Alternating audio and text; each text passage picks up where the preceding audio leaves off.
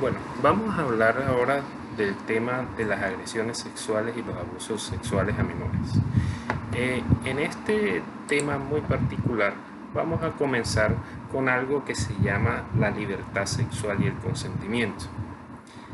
Resulta que la diferencia que existe entre una relación sexual consentida y una violación es precisamente el consentimiento. Y ese consentimiento implica lo que se llama el bien jurídico de la libertad sexual, que se entiende como aquel derecho que tienen todas las personas a definir cómo, dónde, cuándo y con quién quieren tener una relación sexual. Entonces, cuando tenemos ese derecho, y ese es un derecho fundamental en que implica que nadie puede intervenir en mi cuerpo sin mi consentimiento, de tal manera que cualquier tipo de intromisión de porte sexual sin el consentimiento podría estar generando o debería estar generando un tema de violación a la libertad sexual. Debido a eso, el Código Penal establece cuatro tipos de violaciones. El primero es el acceso carnal violento, el segundo es el acceso carnal en persona puesta en incapacidad de resistir, el tercero es el acceso carnal en persona que se encuentra en incapacidad de resistir y por último se encuentra el acceso carnal abusivo en menor de 14 años. Entonces, cuando tenemos estos cuatro delitos de violación, eh, encontramos entonces todas las posibilidades dentro de lo que se llama el consentimiento. El consentimiento debe tener unas características y el consentimiento debe ser emitido por una persona que tenga capacidad para emitirlo. De acuerdo con el Código Penal, eh, ninguna persona menor de 14 años puede consentir una relación sexual, de tal manera que no tienen capacidad para acceder o para dar su consentimiento para una relación sexual toda persona menor de 14 años. Es decir, una vez se llega a los 14 años, está la posibilidad y la capacidad de consentir. Menor de 14 años no se tiene esa capacidad. Es una presunción que no admite prueba en contrario. Por otro lado, el consentimiento debe ser consciente. Y esto nos genera la siguiente situación. La conciencia en la persona que va a acceder a una relación sexual es supremamente importante. De tal manera que si esta persona se encuentra en algún grado de inconsciencia, no puede prestar su consentimiento y se entiende que existe violación. Así las cosas, una persona que es puesta en incapacidad de resistir a través de alguna droga o a través de la ingesta de alcohol y no tiene conciencia para poder consentir, ahí se le está vulnerando su derecho a la libertad sexual. Igualmente, si una persona ya se encuentra en estado de indefensión, es decir, en inconsciencia por estar borracha o por efectos de la droga, esta persona, si está en ese estado y alguna otra persona se aprovecha para acceder a ella, también se encuentra el acceso carnal en persona que está en incapacidad de resistir. Entonces son dos situaciones. Una es el agente coloca a la víctima en situación de indefensión y la otra es que la gente la encuentra en situación de indefensión y se aprovecha para acceder a ella. Igualmente, otra de las situaciones es la fuerza o el dolo. Es decir, que la persona a través de la fuerza elimina la voluntad y elimina el consentimiento de la víctima. Esta fuerza no solamente debe ser física, sino también puede ser moral o psíquica, es decir, que se genere cualquier tipo de presión tendiente a eliminar la voluntad de la persona para que acceda a la relación sexual. Esta situación genera entonces varios tipos de violencia y pueden ser de cualquier tipo de violencia, inclusive en un contexto en el cual la víctima en efecto no puede dar su consentimiento de manera voluntaria. Se ha establecido que estos casos en los cuales se ejerce violencia física, violencia psíquica o violencia moral, donde se aprovecha, digamos, de su situación de subordinación, es decir, el victimario aprovecha su situación para subordinar a la víctima y anular su voluntad a través de cualquier tipo de presión, se entiende que hay una violación a través de una fuerza.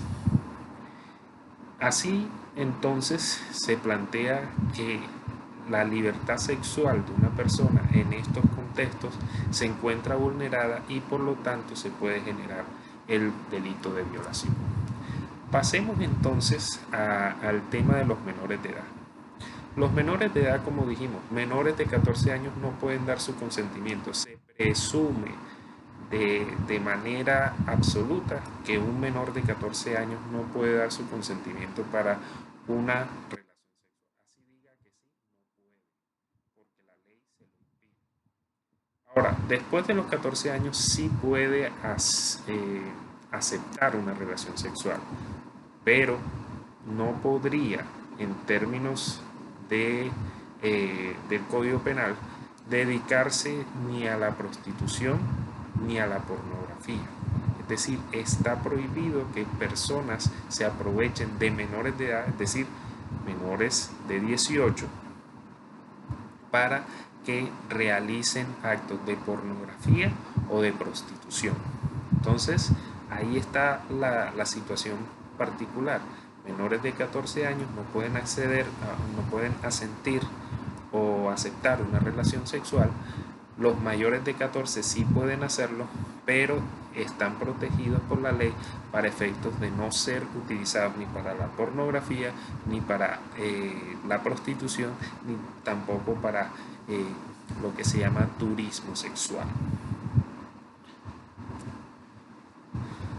En el contexto de las agresiones sexuales a menores, hay que sacar, digamos, uno de los principales tapujos de que los principales violadores son personas ajenas a la familia. Desafortunadamente, del 65 al 85% de los casos, los abusadores provienen de la misma familia. Esto es una situación aberrante porque en las mismas familias se está generando un ambiente inhóspito para los menores y una situación bastante complicada, puesto que el hogar es el lugar seguro para todas las personas, y si es en el hogar donde agreden sexualmente a un menor, pues se destruyen todas esas concepciones de hogar, de casa, de lugar seguro para los menores de edad que están siendo objeto de abuso sexual.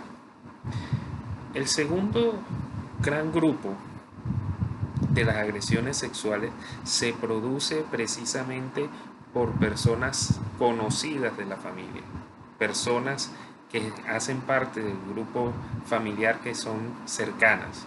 Se habla de entrenadores, se habla de profesores, se habla de tutores, y la situación es que desafortunadamente amigos, conocidos o cercanos a la familia aprovechan esas relaciones para acercarse a los menores y después cometer actos de abuso sexual. El tercer grupo y el más pequeño, irónicamente, es las personas desconocidas.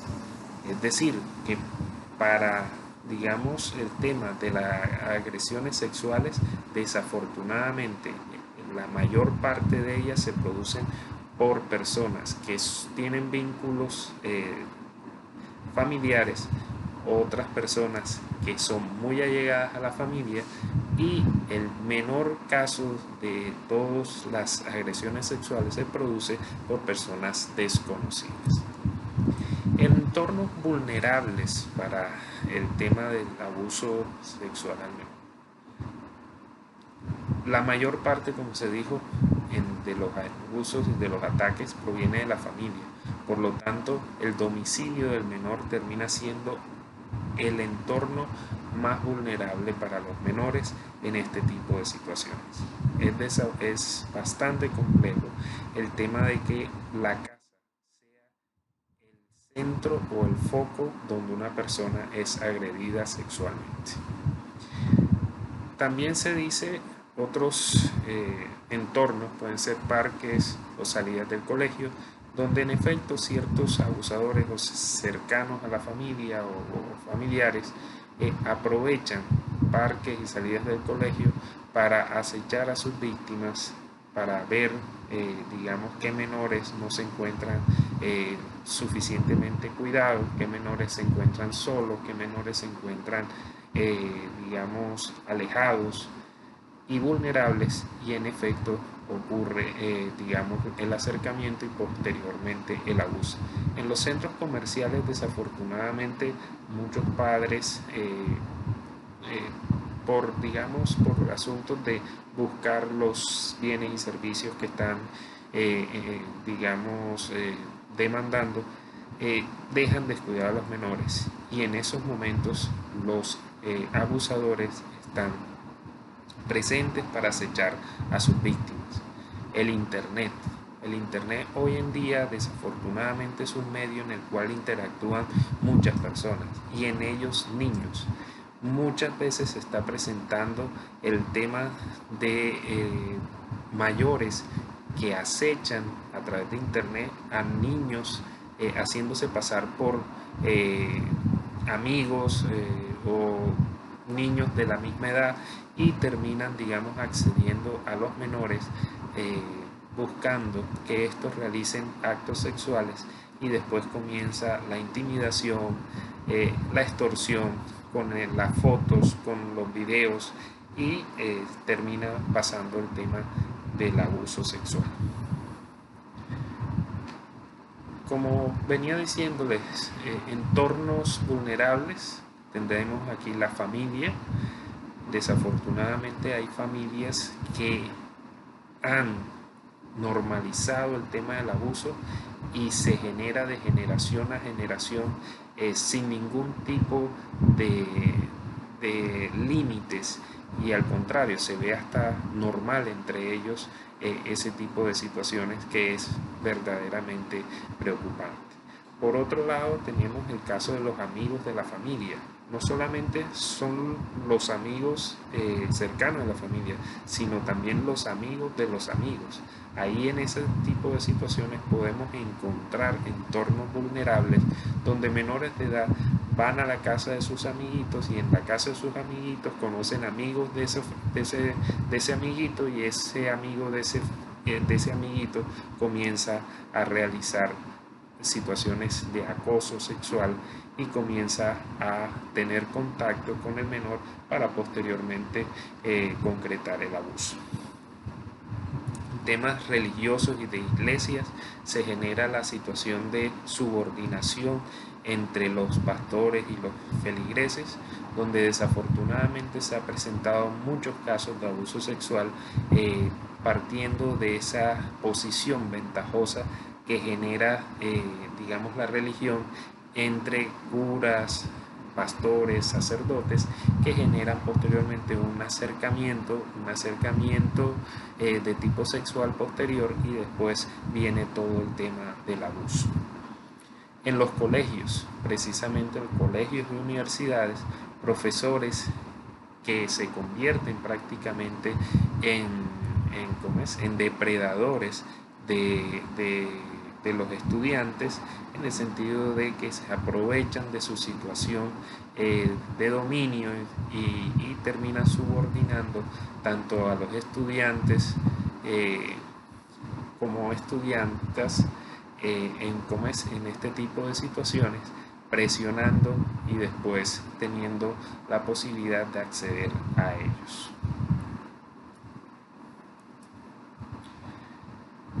Clases de violadores. Aquí vamos a hablar, digamos, de algunos perfiles y, digamos, del modus operandi que generan estos violadores. Hay muchas clasificaciones, pero, digamos, podemos hacer un resumen sobre tres particulares. La primera son los sádicos, la segunda son las personas con problemas de formación sexual y las terceras son los que se denominan los oportunistas.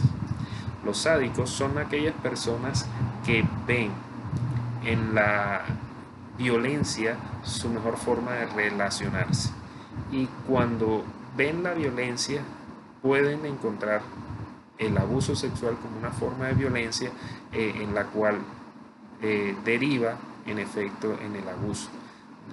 Esta situación es muy particular porque estamos hablando de personas violentas, personas que toman la violencia como una forma de sometimiento de otras personas y ven en la violencia sexual una de las formas en las cuales ellos interactúan con las otras personas. El caso de los problemas de formación sexual, estamos hablando de personas que ya tienen un perfil psicológico o una alteración psicológica que los vincula precisamente a tener problemas de formación sexual y posteriormente terminan en abuso sexual. Más adelante hablaré sobre algunos tipos de problemas de formación sexual que nos permiten explicar qué es lo que ocurriría en ese tipo de circunstancias. Los oportunistas son aquellas personas que viven de la oportunidad, viven del crimen, están por fuera, digamos, de la ley. Y en esa situación les da lo mismo robar, matar o violar. En ese tipo de orden, estos oportunistas lo que ven es una oportunidad para realizar hechos ilegales, sencillamente para satisfacer sus necesidades, y en ese orden de ideas ven la oportunidad y realizan el tema. Entonces, si bien es cierto, pueden encontrar a un hombre en un callejón y lo atracan, también pueden encontrar a una niña digamos sola en una situación y terminan violándola solamente aprovechando la oportunidad. ¿Cuál es, digamos, la situación particular de los violadores de menores? En los violadores de menores se entiende, digamos, desde el punto de vista criminológico, que existen tres etapas como ellos actúan. La primera etapa es la seducción. Se acercan al menor, lo llenan de regalos, comienzan a tratarlo bonito, están muy pendientes de ellos. Después de eso viene la interacción sexual, donde concretan el abuso sexual, y después del abuso sexual viene la etapa de la dominación, a través de la extorsión, a través de la violencia, a través del miedo, a través de la manipulación, donde el victimario busca que la víctima, primero, no lo denuncie y segundo, siga interactuando con él para seguir abusando de él. Entonces, ahí viene el tema, digamos, el modus operandi de estos violadores.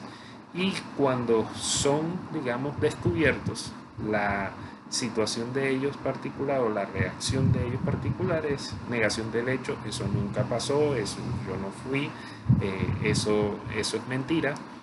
La negación de la responsabilidad, no, ella tuvo la culpa, ella se vistió de esa manera, ella me provocó. La negación de la culpabilidad, pues a mí me violaron, pues yo también puedo violar, no tengo ningún inconveniente. La negación de la importancia, hombre, eso fue un hecho aislado, no tiene mayor relevancia, la verdad, no volvió a ocurrir. Entonces, ese tipo de respuestas las maneja, digamos, el violador, traspasándole la responsabilidad a la víctima en ese tipo de situaciones, lo cual es totalmente lamentable porque revictimiza a la víctima y la hace culpable de su propia actuación. También está el tema de cómo actúan los pedófilos. Los pedófilos comienza igualmente el tema del acercamiento para ganarse la confianza. Comienza a estar muy dispuestos, muy pendientes de la víctima, la llenan de regalos y después de que consuman la situación, o el abuso, comienzan entonces las amenazas, los engaños, las humillaciones. Buscan que la víctima se sienta culpable y tratan de que obviamente la víctima no los denuncie, no los delate y comienza a extorsionarla. Posteriormente los pedófilos tienen una comunidad o generan una comunidad entre las personas que tienen las mismas, digamos, las mismas tendencias en las cuales les gusta los menores de edad, y en esa situación comienzan a compartirse imágenes, experiencias, fotos, creando una comunidad alrededor del tema de la pedofilia. Ahora, como les venía diciendo, cuáles son los temas de formación sexual que pueden generar problemas para la pedofilia o el abuso sexual de menores? Bueno, son algunos, no todos están aquí. Está el tema del voyerismo. El voyerismo es tratar de espiar a una persona mientras está cambiando, mientras que está desnuda, mientras que está bañándose. Ese es el voyerista. El voyerista está pendiente de cuando la persona está en desnudez, tiene determinada pijama, que se ve algo. Entonces ese es el voyerismo, es el placer por ver a otras personas desnudas. Eso puede generar obviamente el tema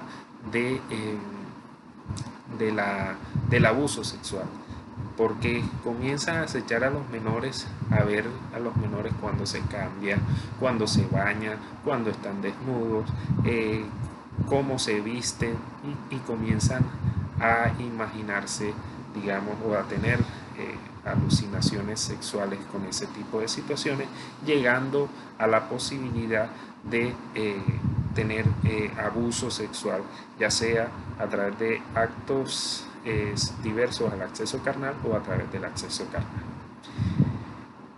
El masoquismo. El masoquismo significa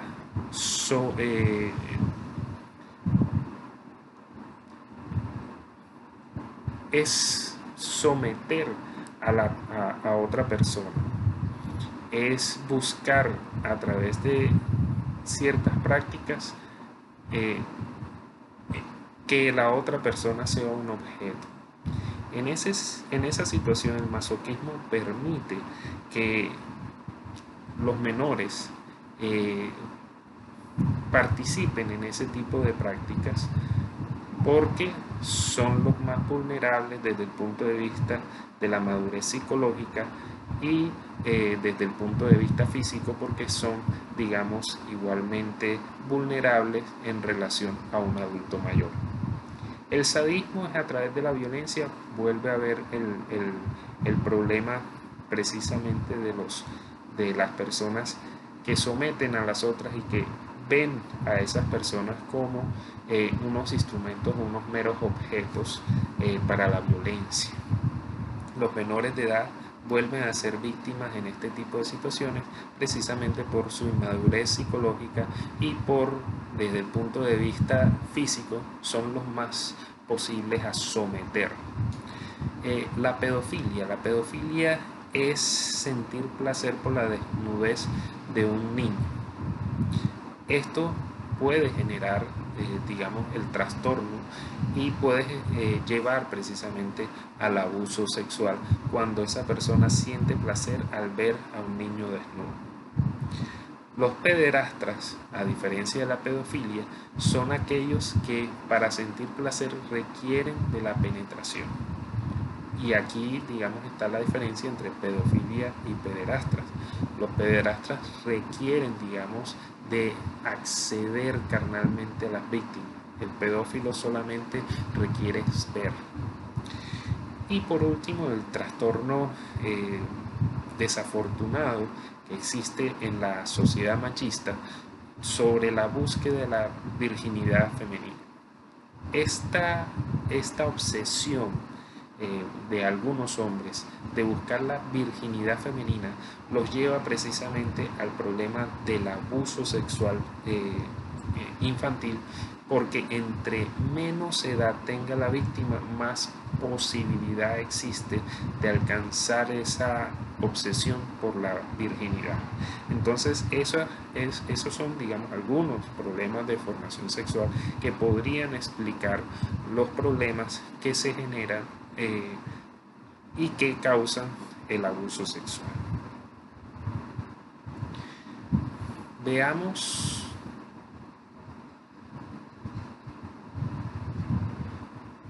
algunos casos. Está el caso de Garavito, está el caso de Uribe Noguera, está el caso de Ted Bundy, está el caso de las manadas. El caso de Garavito es una persona que en efecto tiene tendencias psicópatas, y esta persona desafortunadamente tuvo otros tipos de situaciones como maltrato infantil. Él fue también igualmente abusado cuando fue niño, y entonces esa justificación de que él fue abusado y puede abusar de los demás, y si él sobrevivió, pues otros también pueden sobrevivir, generó en él una situación bastante compleja que lo convirtió en un verdadero monstruo y un verdadero, digamos, acechador de niños. Este personaje se disfrazaba o vendía helados o vendía paletas y se acercaba a los niños. Después de ganada su confianza, pues cometía, digamos, el abuso, y después de que cometía el abuso los mataba. Este personaje se mudaba muy rápidamente de los lugares después de que realizaba los delitos, por lo cual era bastante complejo ubicarlo.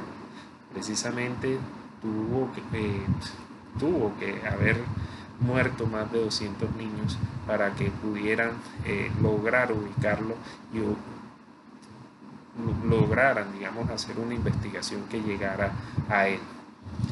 En efecto, a él lo ubicaron, pues se escapó un niño y lo logró identificar, y con ello comenzaron, digamos, a ver el modus operandi en que actuaba, y lograron, digamos, identificarlo y procesarlo por más de un delito que realizó.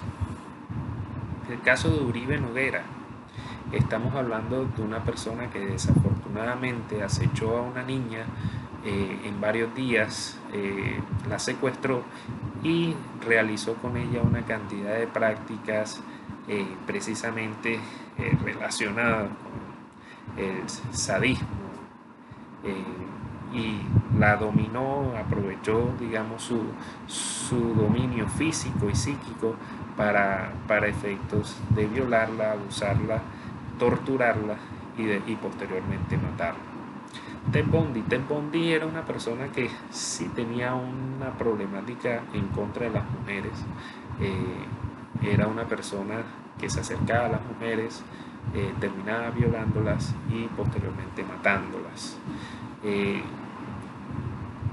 Parece que inicialmente la mayor parte de sus víctimas eran mujeres jóvenes, pero también se pudo constatar que hubo una niña, y ahí vienen, digamos, las situaciones de la vulnerabilidad de las niñas en relación con su inmadurez psicológica y con su contextura física, que le permite precisamente a los abusadores una ventaja frente a ellas. En el caso de las manadas, ocurrió en España, donde se presentó el primer caso, digamos, documentado, donde varias personas en la fiesta de Pamplona, 5 especialmente, accedieron a una mujer, hicieron con ella muchas violaciones. El tema, la mujer era mayor de edad, pero el problema es que tuvo tanta publicidad ese caso que se replicó en otro tipo de situaciones, creando, digamos, violaciones en masa de varios hombres en contra de mujeres, y comenzó a haber el problema de que comenzaron a abusar de menores de edad.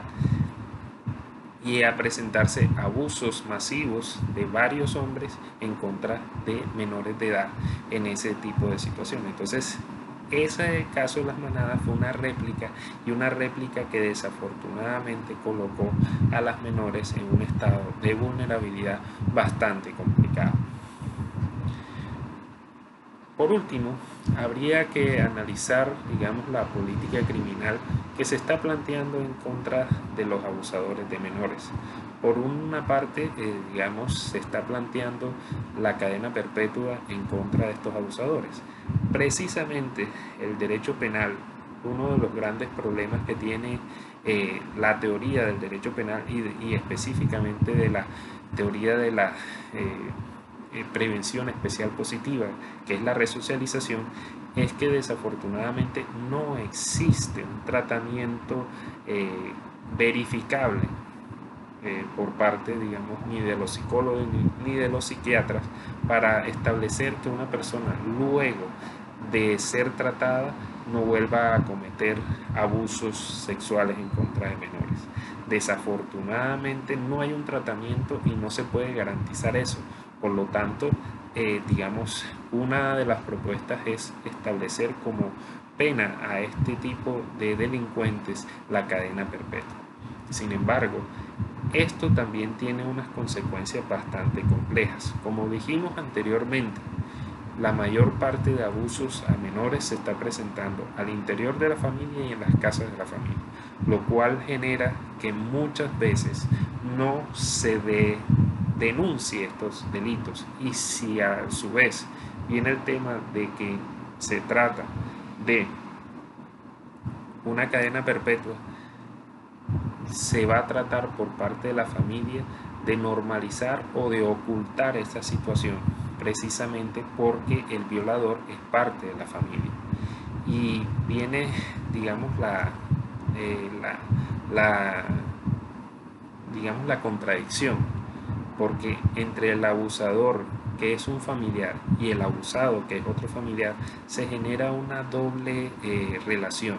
Por una parte es un familiar que el abusado quiere, pero al mismo tiempo es un familiar que le causa daño y le causa dolor. Entonces hay una especie de confusión entre amor y odio al mismo tiempo, donde el abusador y el abusado tienen una relación íntima que implica amor y odio al mismo tiempo, y genera, digamos, esta situación de que, si bien es cierto, me estás haciendo daño, no te puedo denunciar para que te procesen por cadena perpetua, porque no te voy a volver a ver y no vas a estar conmigo. Entonces es una situación bastante compleja que podría generar que los abusos sexuales no se denuncien.